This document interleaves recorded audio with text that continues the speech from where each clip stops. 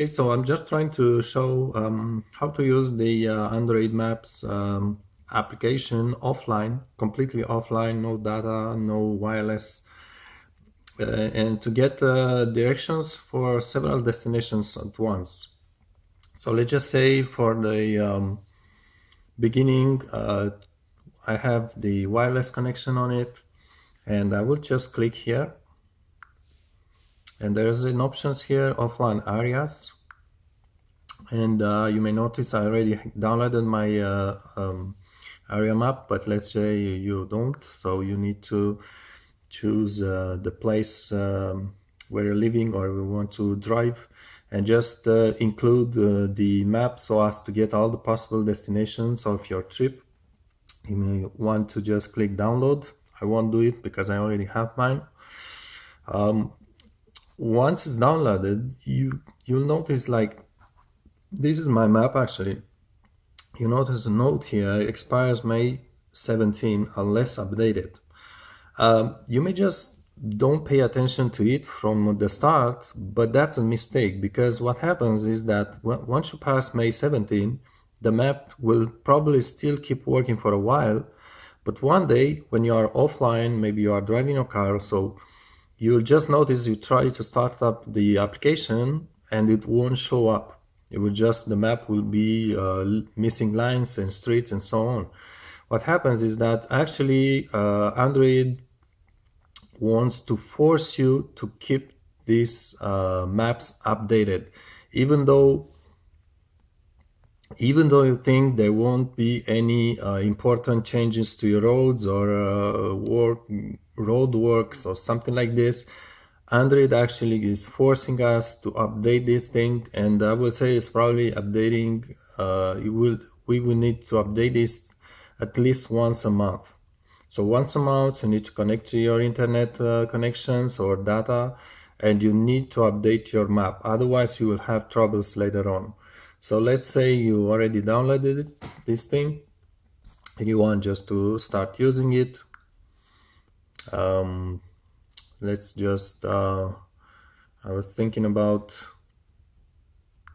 just in my area there are restaurants, so this is easy for me to type and just search several destinations. So let's say you want to go to Tim Hortons. You may choose one destination like I just did. Let's try it again.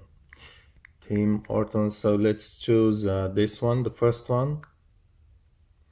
Now you see you have this display. You may want to click on the small car. And let's say you want to travel to more than one destination. So you won't need to click on this small dots here. You have a choice, add stop. Let's go ahead. And then you read here, you can add more stops. So just add some more. Let's try to get to a different place now. Just a random one. And then you can keep adding like this, the places, the destinations of your choice. I will just add maybe one more just for the sake of the example. So let's say you have several destinations. There is a limitation with Google Maps, is that you can't add more than 10 destinations at once. You cannot have more than 10 destinations on the screen at once here. There is nothing you can do about it. I read a lot of it on internet. I tried to do so. There's just the limitation you have to live with. One thing you can do now is of course you can erase one of these. Let's just erase one, and then you can add another one of your choice. Whichever. One thing that you can do is you can swap them. So you can just, let's see, if you want to drive this way, it says drive from place A, then to place B, then to place C, then to place D. Let's say I want actually to go from A to this place, and then to this place, because this makes the shorter road. So I just take the D here and I put it in the B place. So I take the D one, I put it in instead of B. And then I will take the D and I put it instead of C. That's the D, put it instead of C. And then you see this is the shortest road probably. At this point, you go that way and that way. And you don't have to do all that loop. But this is just to show a little bit, a small, very small example how to arrange the destination so you can get the shortest route while going through all your destinations of your choice. So yep, this is pretty much it. Actually, I just noticed I actually did all this with an online connection, but you don't need it because I have downloaded the map and then I just can use it like this. Let's see, let's just try to add some extra destination. The maps, you notice the maps are not just streets, are also restaurants and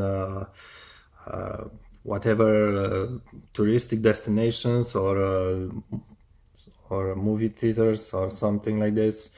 The maps are really complete, and I found this quite amazing actually, that you get all that information offline. So right now I'm really offline, I don't have a data, no internet connection, whatever. Let's just say, again, I want to go A, B, C. Let's just say I want to go A, C, B, so I'll just swap the C. I want to find the shortest route, so I have A, B, C, and I want to swap the E with the D.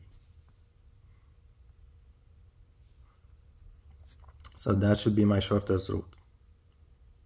And you can play with it as you want. So yeah, this is pretty much it. You can use this all the time, offline, driving in your car, no internet connection, no cell phone connection, whatever. But like I said, the most important thing is really to update your map every month. Go home, connect to internet, update it. To update a map, you just simply go, let me see if I can get it right from the first try. Let's go there, back. Once again, you just click here. You have online areas and you just click on your map that you downloaded and you have an update options right there. So just do this every month. If you don't, you will have trouble one day when you need it the most. So you don't want to get there. I did so and I learned from my mistake. So yes, that's pretty much it. It's a useful app. It has its limitations, but it's really useful.